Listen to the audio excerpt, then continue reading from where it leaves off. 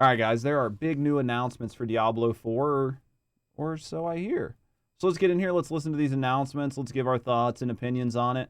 I know everybody's kind of starved for new Diablo 4 news. We won't really know anything more until the dev live stream, which is the 20th of this month.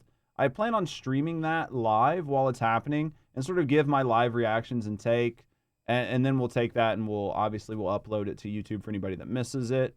But we will be watching it live and giving our sort of live opinions. So if you guys are around and you want to see that, you can always catch us live over on the Twitch channel. But having said that, let's get started.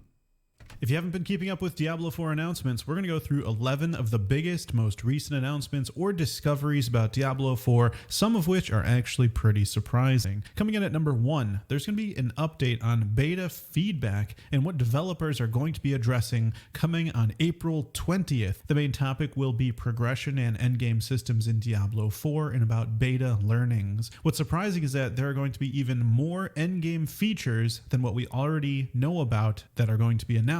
So mark your calendar. So I kind of want to talk about beta feedback in general. So we got the beta about 2 months before the game shipped.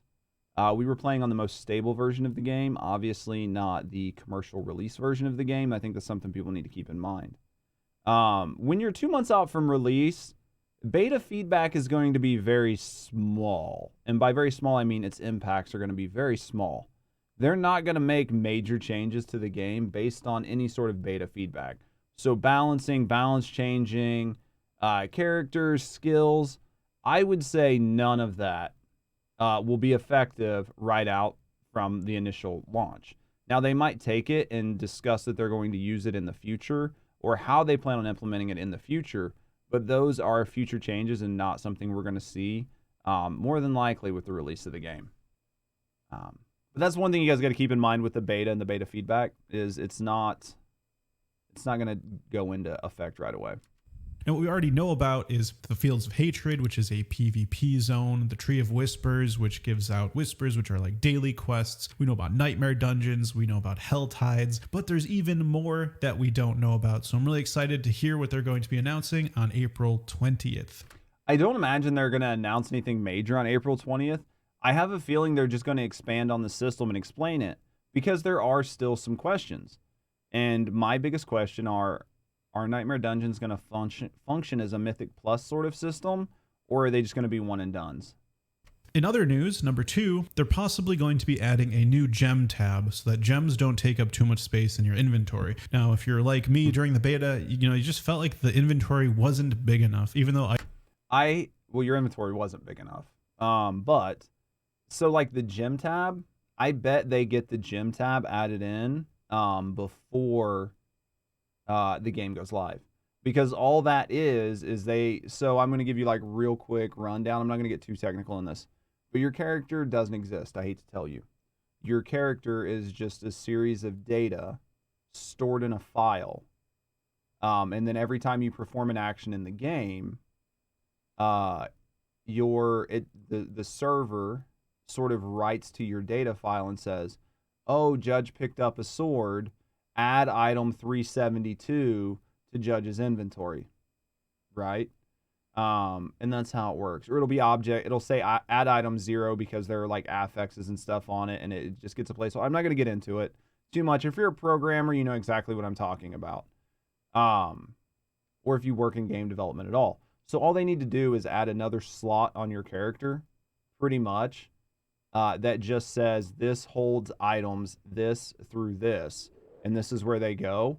And all they need to do is just add that data to your character file, and then they need to add it to the server files, saying that it can transfer that data back and forth and ensure they don't go over like what is the max cap of data they can send for your character back and forth. Because if they do, then they need to allow more bandwidth for that character data information to transfer. More than likely, they added a padding of X amount of different items and things. Like if they were smart, they added a padding of, I don't know, 100 different things that your character can have added to it that's not currently there, but they can use for the future, so they don't have to worry about that. So they can just literally go in, they change the coding, and then bam, it's done and it's off to the races. More than likely, the gym shit will be added because it's not a big change. Might sound like a big change, but it's really not. Items have been downsized to take up a single inventory So they're probably keeping the file size in mind. Exactly. They probably have set up that a character's transfer is whatever, however many bits or bytes or whatever, or megs or whatever. And they're going to not exceed that. But out of that, there's probably 40% of that that is just reserved for future storage, if that makes sense. I would imagine at least 40%. Because of the size of the internet and how fast we transfer data, you would probably go ahead and make the files massive because it's not really going to slow anything down.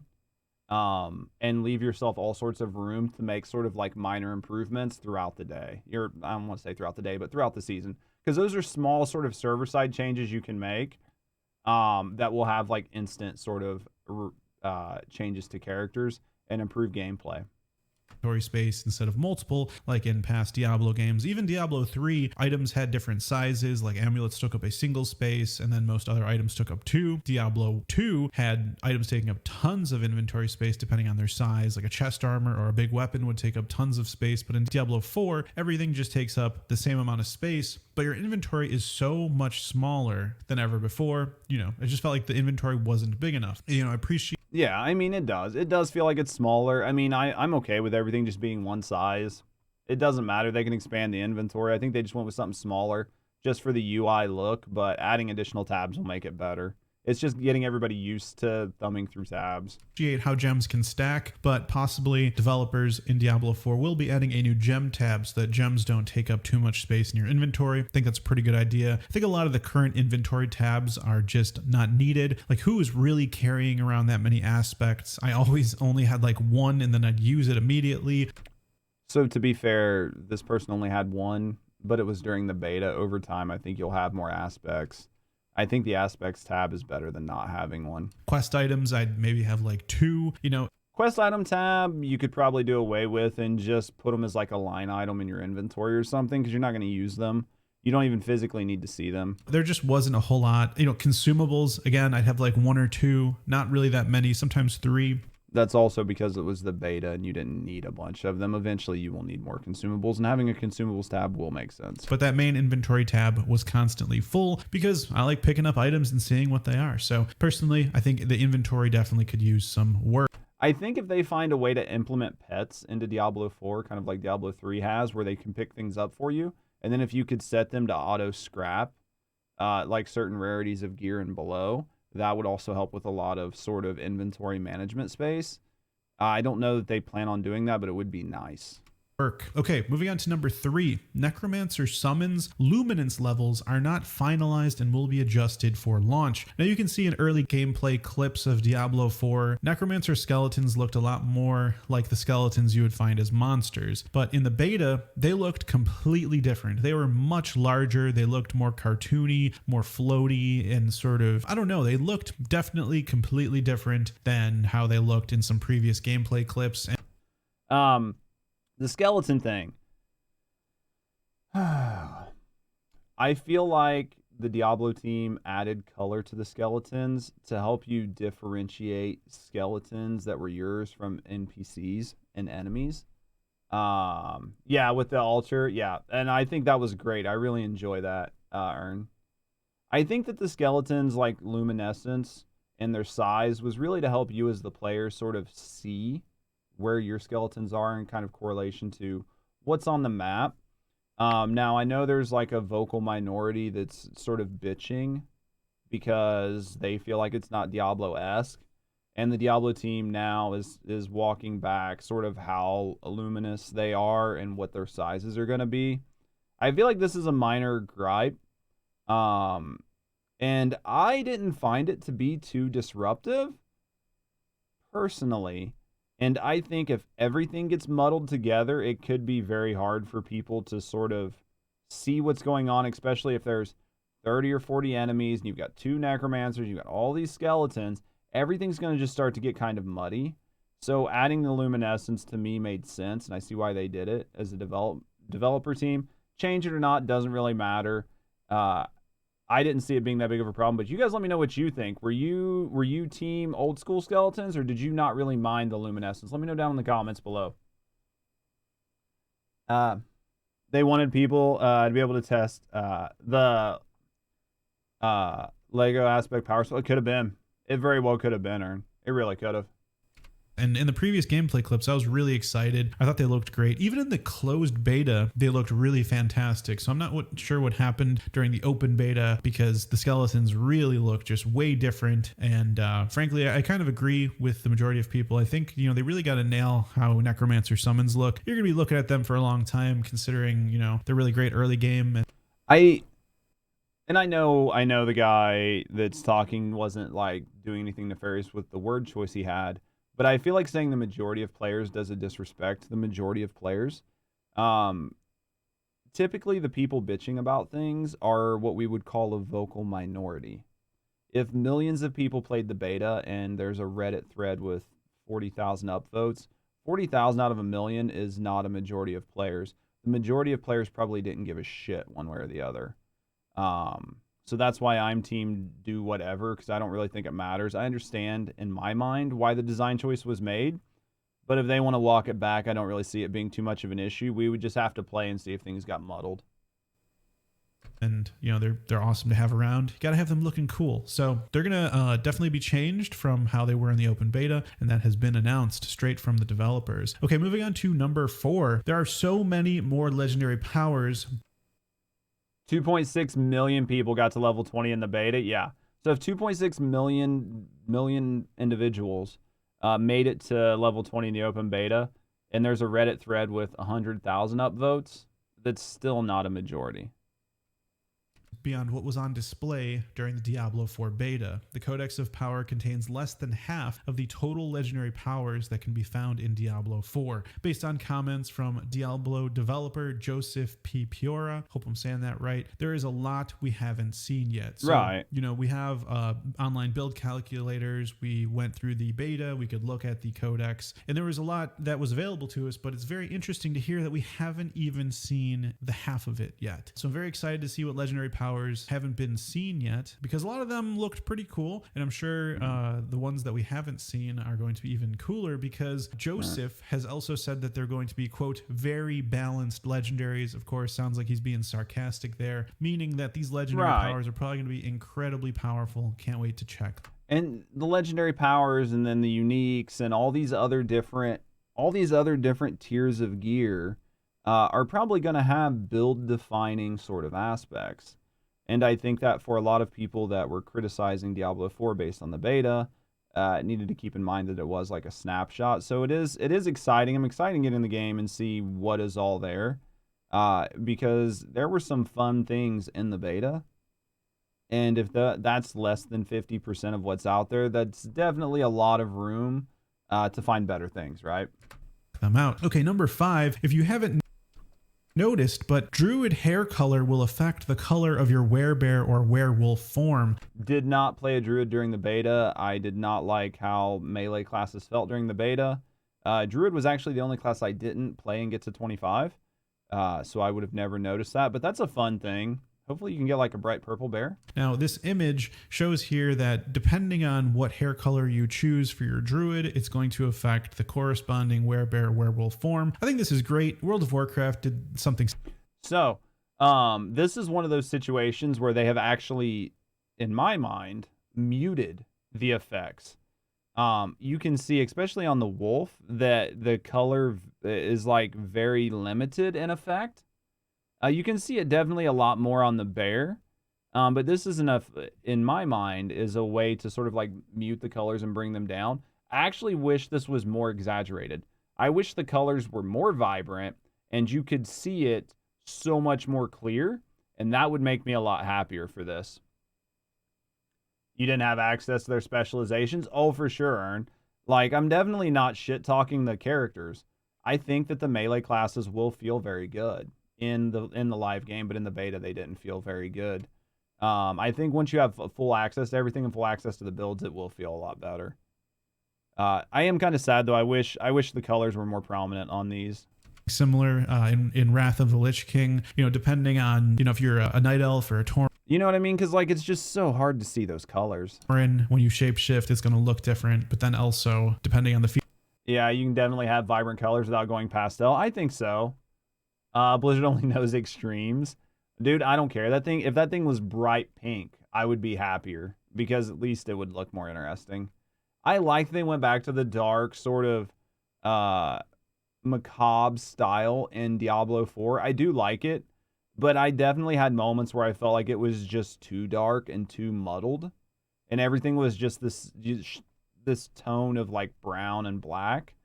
And I did want to see a little bit more color variation. The only time you saw really color was when it was like splashes of blood. So I do kind of want to see more color over time. Features of your character, your shape-shifting form is going to look different. And so very cool that they're doing this in Diablo 4. I think it could use a little work because not too huge a fan on some of these different colors and shapes, but I'm glad that, you know, the customization carries over. And also it would be cool to actually see what you would look like depending on the hair color within the character creation screen, right? So in World of Warcraft, you know, there was the Worgen race. And so as you changed your character's features, you could also see what your transformed Worgen would look like with those features as well. So it'd be nice if they built that into the character creation screen. I mean, I think I don't have I have no bitch about that. I think it would be cool if they built it into the character creation screen. I don't see it being a high priority, but I do think it would be cool if you could like press X or something and it showed your like werebear form or something, just so you could kind of plan around it. You know what I mean? Playing Negro with everything on the floor covered in corpses and blood was cool, but it was also very visually distracting or blocking. It could be for sure. It definitely could be. I don't disagree with that.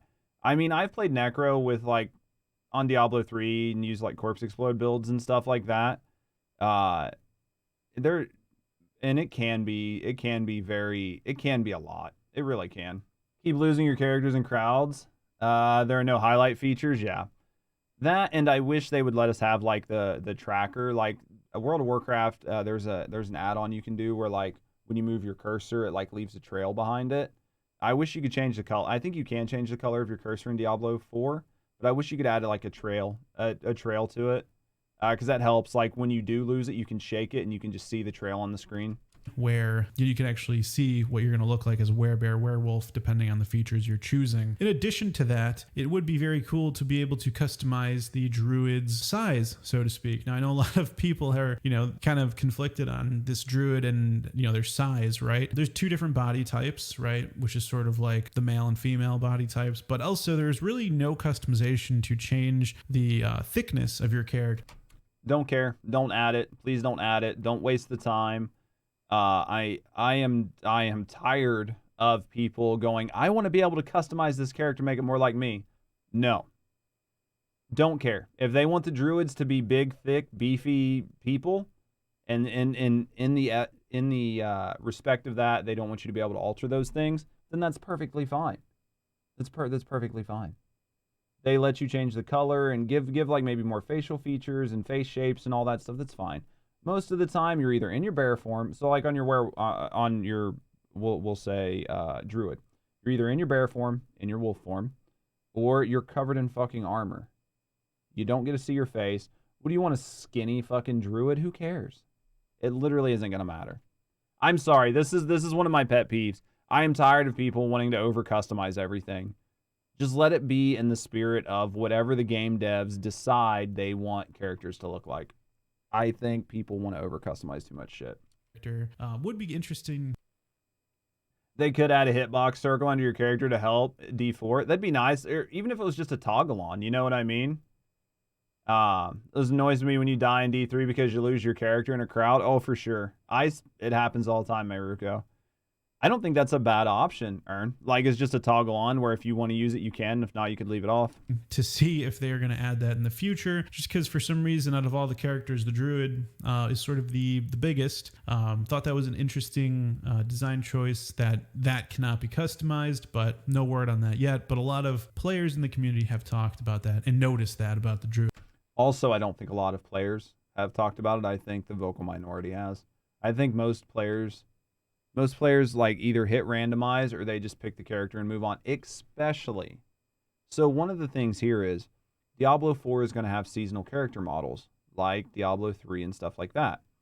Over time, you're going to get tired of remaking your character and you're just going to go with the default look because at the end of the day, it doesn't care. Or you're just going to hit randomize a couple times, find something you like and then go with it.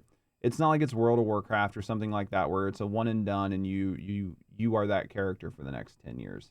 Do you know what I mean? it. Okay, let's move on to number 6. We learned in the beta that if a legendary item drops and you don't pick it up, it gets sent to your stash up to a max of 10. And that's awesome. Like having shit mailed to your postmaster, like in Diablo or in Destiny 2, is great. That was an amazing feature that I was happy to see. Kind of meh. You don't ever really see your character. Yeah, I think devs spend way too much time in that department. I agree. I would much rather them put that effort someplace else. Miss any more than that, and those legendaries are lost. Now, this is sort of a cool new feature. I didn't notice because I pick up my legendaries, but if you miss them or you just don't feel like picking them up, then you actually will have them sent to you. It'll appear in your stash, so you don't have to go backtrack. I do like that some of the zones they're showing though right here, because they're in other zones, do look a little bit more colorful, like the green grass and stuff. Later if you miss them. Now in Diablo 3, I definitely did miss legendaries sometimes. You're just clearing everything so fast. You have massive AoE abilities. Diablo 3, your power is so high that you can absolutely miss some items because of how widespread your damage can be. You didn't even know you destroyed a monster, right? And so it'll show on your minimap where it's cool to see customized characters. Yeah, no. Honestly, and that was one thing we talked about when we played it, was I liked the fact that they used like the dynamic camera to create cutscenes to bring your character with your armor in, instead of either 1, foregoing cutscenes, or 2, spending a bunch of money for like high dollar CGI cutscenes that didn't really show your character. So I really did like the way they did most of the cutscenes, and they mixed in like high dollar cutscenes versus just in-engine cutscenes where they just used the camera and it showed you at that time in your armor. I did like that. I thought that was a great feature and something that I was happy to see. And I actually commented on that numerous times during the beta about how much I liked the way that looked. where that legendary is, and you go back and get it. But in Diablo 4, if you miss it, that's fine. You don't have to go back and get it. You can just have it sent to you. So I think this is a cool new feature. Definitely don't want to be missing items, right? So glad they're adding it. I don't think anyone's going to take advantage of it. I think most people want to get it as soon as possible and are just going to be grateful that they get it sent to them rather than just, knowing about this feature and never picking up legendaries. I think most people want to pick them up, see what they are. So very cool new addition. Glad they added that. All right, number 7, we learned that no leaderboards at launch. So leaderboards, who has the most XP, who's the highest level, things like that. That's not going to be in at launch, but there is plans to have it added to the game later. Definitely think leaderboards are kind of cool. It's always fun. So it's my understanding that the leaderboards are going to be added with the first season, and that when the game launches on June 1st/June 2nd, there will be no leaderboards, but I think the first season starts like June 20th, and that leaderboards will be added at June 20th. And this is part of the way to sort of alleviate that whole like pay to win shit about people getting the game early and paying to win because they get a better shot at the leaderboard. Only hold 10 legos. Yeah, so don't overgo. Yeah, definitely don't let them go over.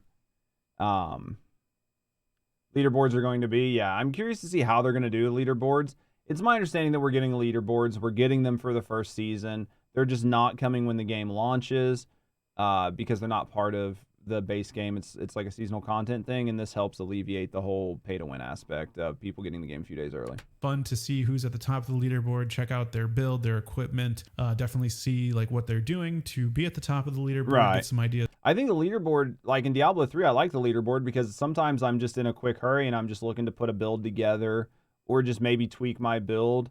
And I just go to the leaderboard to see who's running the fastest times and see what they're doing and use that to kind of influence my build instead of going to third-party websites. So, like, I'm all for the leaderboards. Is for your own build. So for sure. I think leaderboards are cool. I don't necessarily, use them to be like, oh, I gotta, go faster. I don't necessarily speed run, but I think it's cool to look at who's at the top and what. And I think like your average player, I would say your average player probably doesn't even pay attention to leaderboards or even know they're in the game. And then maybe people who play a little bit above average probably are aware of the leaderboards and look at it as like a cool thing. And then if they're thinking, they'll use it to try to find a build. Build they're running. All right, moving on to number 8. Clans will remain how they are, but may have more features added later. So if you joined a clan within the beta, which, I'd say most people probably didn't, but it was a pretty minimalist experience. There wasn't too many extra things that you get for being in a clan. Plans are right now to sort of leave it like that, but they may add more features in the future. I'm hopeful that they add more features with the clans.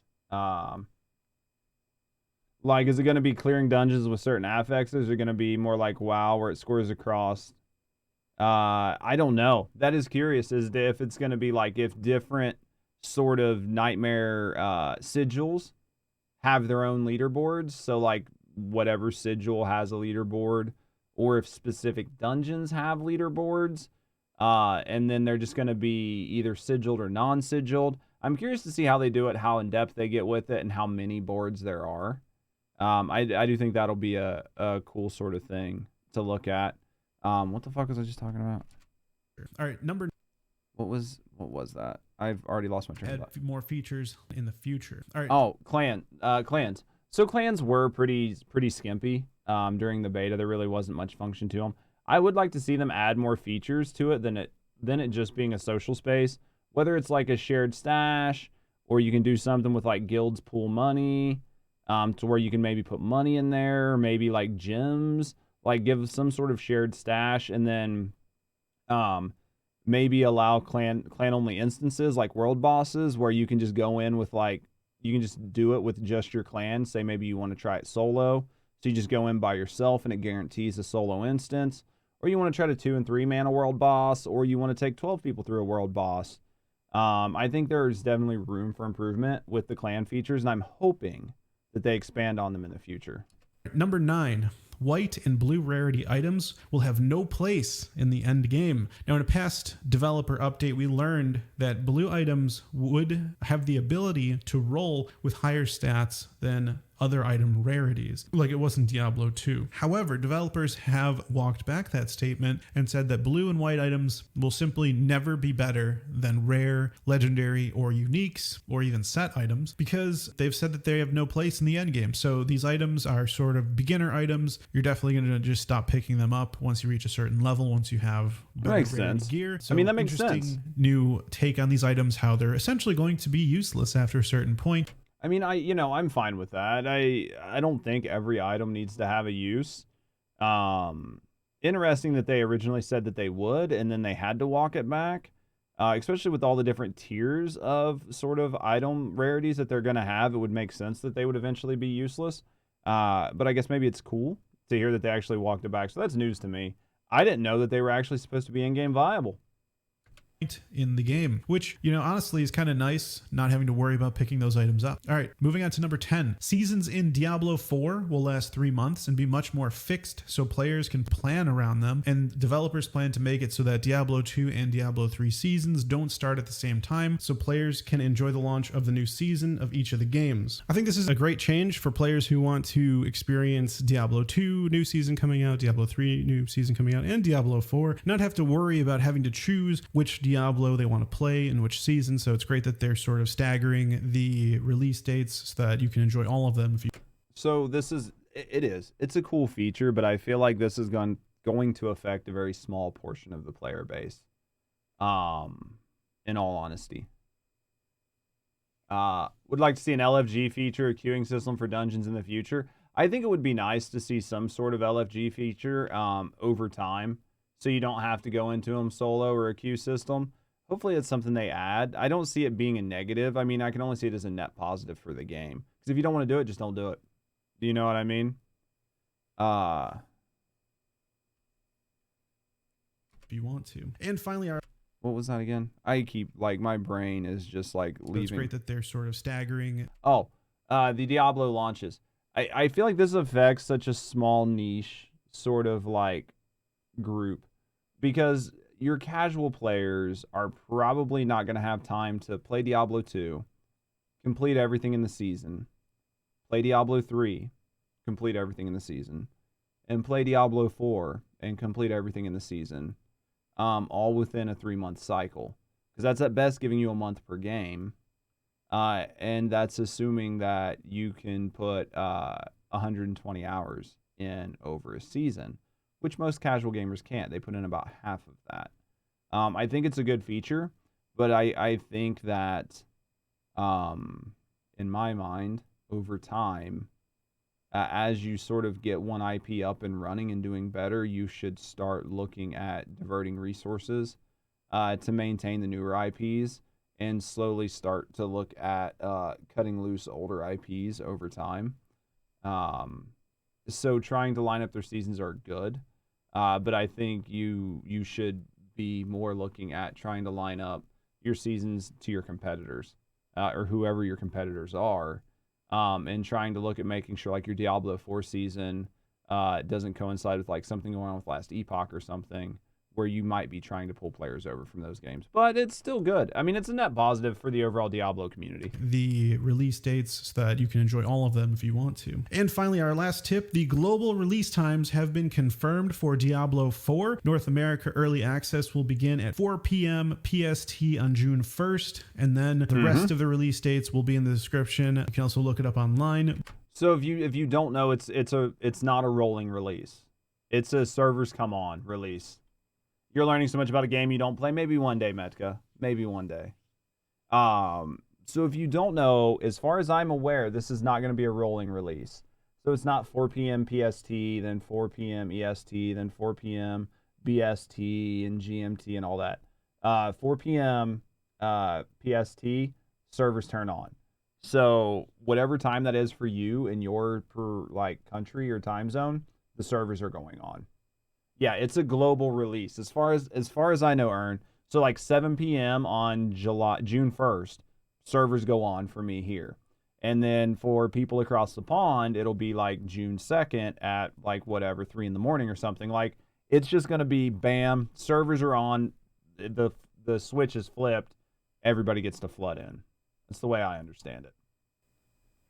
We now know exactly when Diablo 4 will be coming out. Very, very exciting. And that's it for our 11 new announcements. Hope you learned something new. If you did, don't forget to click that like button, and I'll see you in the next video. All right, guys. So there was some information in there. We've been doing a pretty good job of keeping up with the Diablo information, so I don't know if there was anything too new in there, but hopefully maybe you guys did catch something. Maybe you haven't caught all of my content. Maybe you haven't been keeping up with all the React content. So hopefully there was something new for you here. I think next week we'll have a little bit more React content if some news sort of like leaks out. But if not, I would say the next real big batch of Diablo 4 news is going to come from the live stream on April 20th. But hopefully you guys enjoyed the video. Hopefully you guys enjoyed the content. Let me know what you guys thought and what your guys' thoughts are down in the comments. And as always, have a great day.